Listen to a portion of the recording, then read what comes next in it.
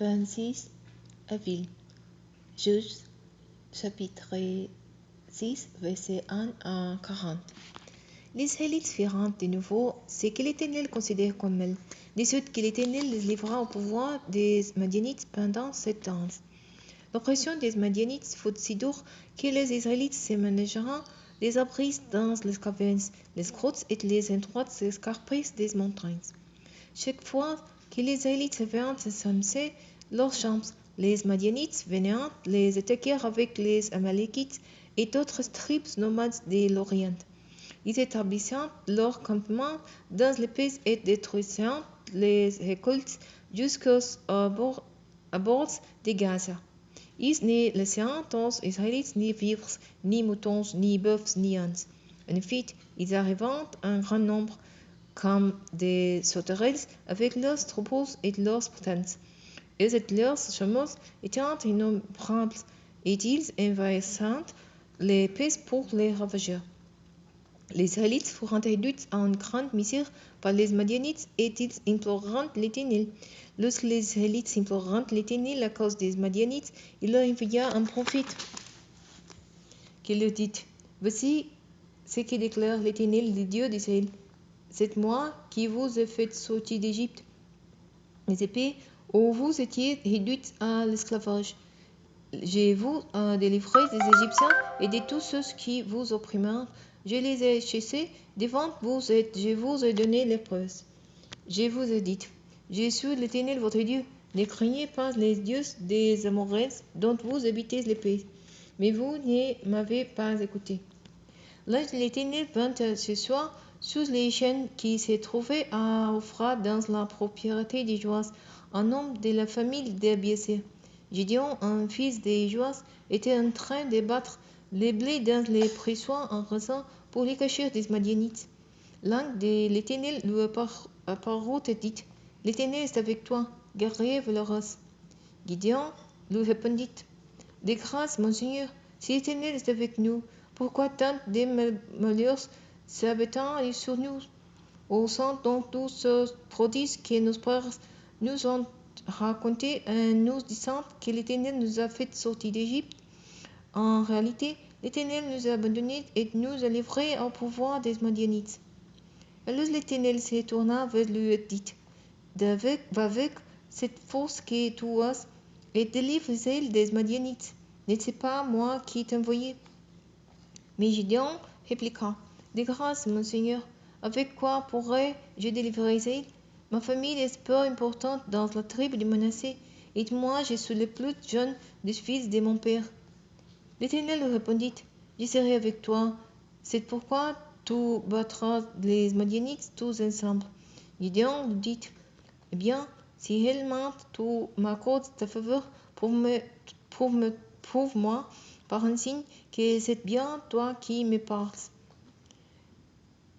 Ne t'éloignez pas d'ici, je te prie. Avant que je suis revenu, vas-toi avec un offrande que je te présenterai. Je traîne ton retour, lui dit-il. Gédéon rentra chez lui, apprêta un jeune chèvreau et prépara des pains sans levain avec 30 kg de farine. Il mit la viande dans un corbeil et les jus dans un pot, puis il apporta les tout à l'ange de Dieu qui se tenait sous les chênes et les lui offrit. L'ange de Dieu lui dit: Prends la viande et les pains sans levain et déposez-les sur ces rochers, puis verse les jus par-dessus. Gideon obéit. L'ange de l'Éternel avance les bouts du bâton qu'il tenait en main et en toucha la viande et les pains sans levain. Une flamme jaillit du rocher et consuma la viande et les pains sans levain. Puis l'ange de l'Éternel disparut à ses yeux. À ce moment, Gédéon reconnut que c'était l'ange de l'Éternel et il s'écria: Malheur à moi, Seigneur Éternel, que j'ai vu l'ange de l'Éternel face à face. Mais l'Éternel lui dit: Rassure-toi, n'aie pas peur, tu ne mourras pas. Gédéon construisit à cet endroit un autel à l'Éternel et il l'appela l'Éternel sur la paix. C'est l'hôtel existe encore ajoute oui à Ofra, un village de groupe familial d'Abiezer. La nuit suivante, l'Éternel est à Gédéon. Prends les jeunes taureaux de ton père, les secondes, celui de 7 ans. Démolis l'hôtel des belles qui est ton père, et tabasse les poteaux sacrés voués à l'adresse d'ici à Zéra qui est dressé à côté. Puis tu bâtiras un hôtel bien aménagé à l'Éternel, ton Dieu au sommet de cette colline. Tu prendras les 50 taureaux et tu l'offriras en holocauste, en utilisant comme combustible les bois du poteau sacré que tu auras abattu. Gédéon prit 10 hommes parmi ses serviteurs et fit ce que l'Éternel lui avait demandé. Mais comme il n'osait pas agir en plein jour par crainte de sa famille et des habitants du village, il opéra de nuit. Le lendemain matin, les gens du village découvrirent que l'hôtel des Baals avait été démoli, que les poteaux sacrés étaient abattus et qu'un taureau avait été offert en holocauste sous l'hôtel qui venait d'être construit. Ils se demanderont l'un à l'autre, qui a fait cela? Et lorsqu'ils se cherchèrent à se renseigner, on leur dit que c'était Gédéon, le fils de Joas, qui avait fait cela. Alors ils diront à Joas, fais sortir ton fils et il mourra, car il a démoli l'hôtel des Baals et abattu les poteaux sacrés qui s'y trouvaient à côté.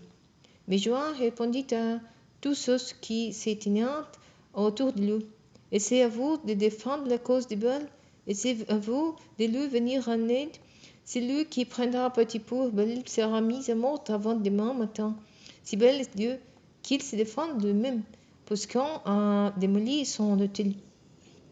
À partir de ce jour, on surnomma Gédéon Yérubal, qui Baal se défend.